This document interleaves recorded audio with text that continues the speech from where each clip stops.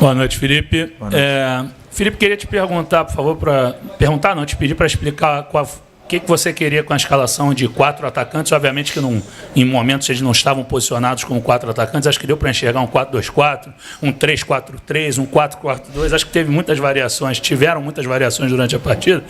Queria te pedir para essa explicação tática e também te perguntar o quanto te frustra, porque mais uma vez o Flamengo teve ótimas oportunidades, excelentes oportunidades, e não aproveitou esse problema que não existe só no time do Felipe Luiz, já vinha desde o trabalho do Tite. Obrigado. Boa noite. Caraca, hoje vai. Desculpa, eu tô rouco. Tomo essa tua pergunta como um elogio. Se você identificou como variações táticas, isso quer dizer que eu tomo, como eu falei, eu tomo isso como um elogio, porque realmente temos muitas variações, temos muitos diferentes detalhes dentro do jogo, dependendo do adversário que temos pela frente. E hoje a minha escalação simples, fui para cima. Simples assim. Vim aqui na casa do Fortaleza, um time que não tinha perdido ainda em casa durante o ano inteiro, continua sem perder em casa. Eu acreditava que a única forma de vencê-los seria ir atacando e tentando ir para cima deles, né? Tentei aproveitar o momento do Plata, que está num grande momento. Com a falta do Everton e do Nico voltando de lesão, aproveitei para usar o Gerson ali, que era mais um volante que também consegue ser mais um homem de ataque. E tentamos explorar mais ou menos os pontos que acreditávamos que poderíamos fazer contra o Fortaleza, que é um time que defende muito bem, que bloqueia muito o meio, e a gente tentou desmontar um pouco essa defesa deles para conseguir machucá-los. Não é fácil, como eu falei, um time que não perdeu em casa, mas não só isso, senão que era o terceiro ou quarto colocado do campeonato, então por méritos próprios, né? Então, não sei se isso explica um pouco a tua pergunta, mas basicamente isso.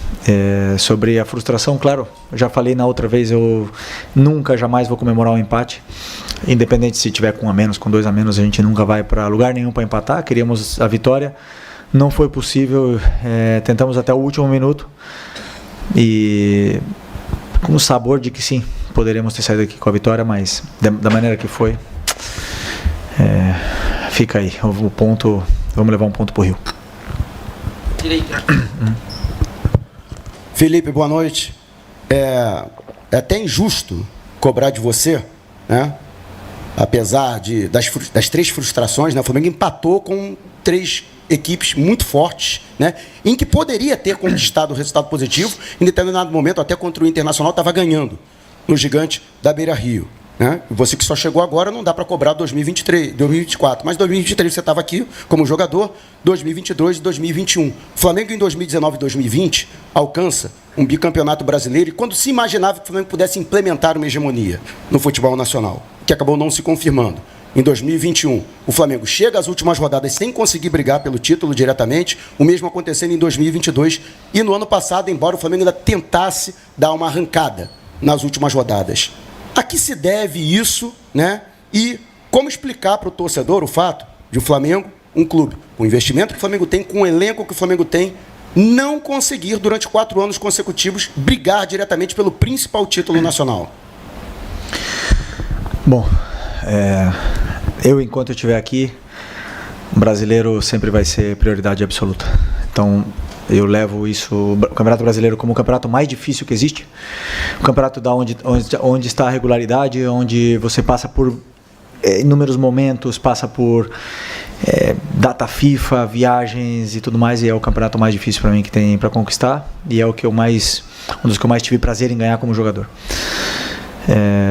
Me incluo, sim, nessa culpa de não poder estar disputando. Não sei se estamos praticamente, sinceramente, não olho muito a tabela, mas não sei se estamos totalmente fora da briga. Mas eu acredito que jogos assim, contra Fortaleza, contra Palmeiras, contra Botafogo, sim, Inter, são jogos que é possível perder pontos, principalmente fora de casa, né? Isso acontece num campeonato, um grande campeonato disputado como o Campeonato Brasileiro. Jogos contra times de rebaixamento em casa, esses jogos são os que te dão o título no final do ano, entendeu? E esses aí é onde você tem que ter essa regularidade. E Simplesmente isso. Como explicar para o torcedor? Ganhando o próximo jogo. Só a única coisa que eu posso fazer é pensar em ganhar do Internacional, que é o próximo jogo. Tivemos a chance de ganhar 2 brasileiros, 2019 e 2020, como você falou. Outros anos não foi possível porque os adversários também competem, os adversários também têm prioridades e às vezes são melhores que você também passa por momentos ruins e às vezes um começo ruim ou alguma coisa que acontece você não recupera mais. Repito, enquanto eu estiver aqui, esse campeonato é o mais especial.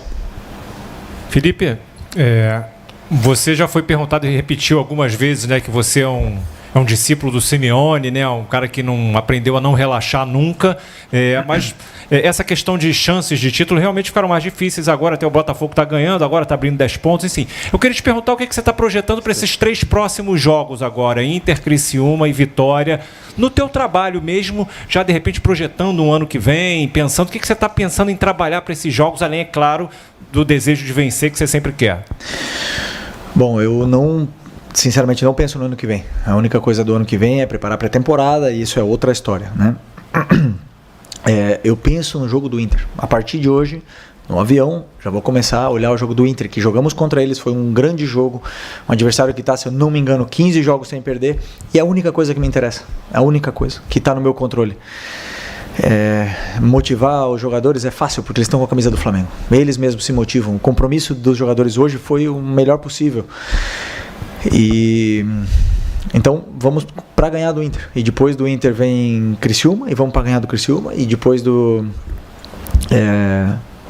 Vitória, vamos para ganhar do Vitória. A única forma que eu entendo da vida é isso. Tentando ganhar do próximo adversário que venha pela frente. E não pensar, por exemplo, em já testar um time para o ano que vem. Eu tenho que colocar os melhores. Eu tenho que colocar os que estão treinando melhor, os que estão... ou que eu acredito que são os melhores para vencer aquele jogo.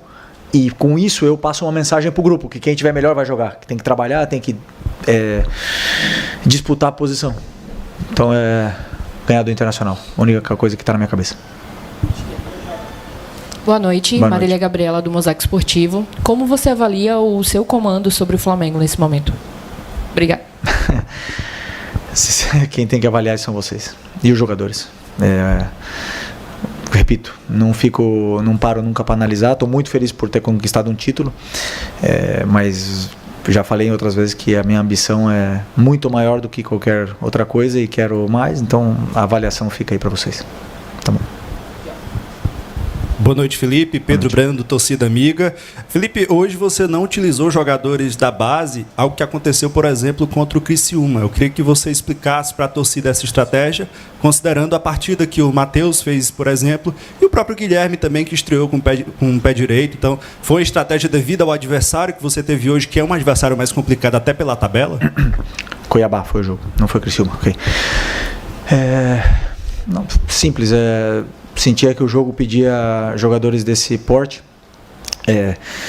um adversário muito forte na sua casa, um jogo físico, um jogo onde tinha muita transição, muita ida e volta, e entendi que os jogadores que eu coloquei no campo para começar e os que entraram no segundo tempo foram os melhores em condições para poder vencer o jogo. Já vou repetir o que eu falei na outra entrevista. Para mim não importa se tem 16 ou se tem 40, se é da base ou se veio do Real Madrid, não me importa nada, não me importa se ganha mais, se ganha menos, vai jogar o que eu achar na minha cabeça, com o que eu penso para o jogo, e o meu trabalho é esse, é ler o jogo, fazer a leitura do que está acontecendo no campo e tomar as decisões. Se tem 16, se tem 17, se ganha mais, se ganha menos, não me importa nada, vai jogar quem eu achar que deve jogar para ajudar a equipe. Felipe, aqui à sua direita, apesar de você ter vindo rapidamente para a coletiva, com certeza você deve ter conversado alguma coisa com o Luiz, com o Bruno, sobre alguns lances do jogo. E a marcação do pênalti, você não gosta muito de falar de arbitragem, mas tecnicamente, o que você achou das duas decisões do Daronco? Primeiro de dar pênalti e depois de cancelar o pênalti. Vamos lá, para mim, já repito, foi o Daronco que apitou a gente contra o Corinthians, não foi? Lá. Adoro o Daronco, mas hoje ele fez uma arbitragem de árbitro do Campeonato Brasileiro de 1990. Apitou perigo de falta. E não tem nada mais que me irrita Nada que me irrita mais do que um juiz que apita perigo de falta, que apita 40 faltas que não são e que trava o jogo. Isso me destrói, me mata o campeonato. É chato para o telespectador, é chato para a gente. O jogo não anda e você quer intensidade, você treina para ter intensidade e o juiz não permite que tenha intensidade e apita perigo de falta. Isso, para mim, é pior que ele ter revertido pênalti, qualquer coisa. E aí agora vai a minha pergunta. O que a imprensa fala? Eu só vi no telão ali o lance. Que foi ou não foi? Tu achou pênalti? Então, volto a repetir o que eu falei contra o Corinthians. Se tem dúvida na imprensa, se não é unânime a decisão da imprensa, então isso quer dizer que teve dúvida também no VAR. E se tem dúvida no VAR, tem que permanecer a decisão de campo. Acabou. Intervenção mínima. Essas duas coisas me irritaram hoje. O resto, os árbitros erram, os árbitros acertam. Mas eu aqui falo, por exemplo, sempre elogio o Klaus, o Davi, que apitou nosso jogo contra o Inter, deixaram o jogo seguir. Só apitam falta quando é falta. E aí o jogador para de se jogar. E fica um jogo bonito, fica um jogo intenso. E como o Roger falou, o jogo mais bonito do Campeonato Brasileiro. Isso depende dos árbitros e tenho certeza que eles analisarão isso aí. Boa noite, Felipe. André Carvalho, do FM Conexão 70. Nós temos um Campeonato Brasileiro longo, várias Copas durante o ano que atravessam semestres. Eu sei da sua experiência na Europa, hoje como treinador.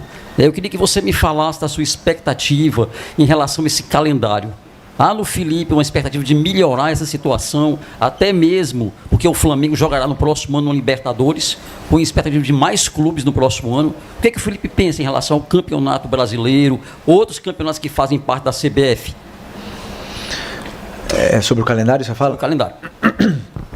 Eu, particularmente, acredito que você ter um calendário lotado, um calendário cheio de jogos, é um privilégio. Eu penso isso. Porque isso quer dizer que o Flamengo está disputando o Libertadores, que está disputando a Copa do Brasil, está disputando o Mundial, está disputando o Brasileiro. Isso quer dizer que o Flamengo conquistou o direito de jogar todas essas competições. Tem clube que tem 3 meses de calendário, 4 meses. Para eles é pior. Eu não vou reclamar do calendário. Quanto mais jogos, mais os meus jogadores vão se desenvolver, mais eles vão jogar, melhores eles vão ficar e mais competições para a gente poder competir e chegar, né? Dá para ganhar tudo? Com certeza não dá para ganhar tudo. Vamos tentar? Não tenha dúvida. A última pergunta aqui. Boa noite, Felipe. Aqui Moisés Bezerra, da Rádio Pitaguari.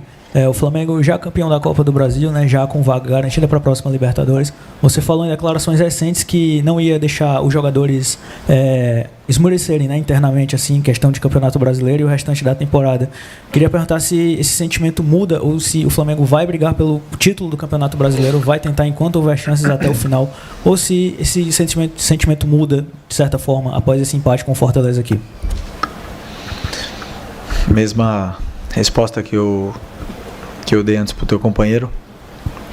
Não muda quando você joga com a camisa do Flamengo. Não tem como você não dar o teu melhor, o teu máximo. A exigência desse clube, ela é gigantesca. A torcida que mais exige dos jogadores. E tão certo, porque vestir essa camiseta é um privilégio muito grande para você poder escolher se relaxar. Então, independente se o Flamengo tiver de chance de disputar título, se você está jogando um amistoso, independente de tudo, o que importa é dar o máximo com a camiseta do Flamengo e para vencer o jogo, aproveitar que nós vamos jogar no Maracanã na frente da nossa torcida. Fomos campeões de um título muito difícil de se conquistar, temos que valorizar isso e dar o melhor pelo Flamengo, dar o melhor. E ano que vem com certeza estaremos tentando competir e chegar vivos no final e lutar por títulos outra vez, não tenha dúvida disso. Ok? Obrigado, pessoal. Boa noite. Boa noite.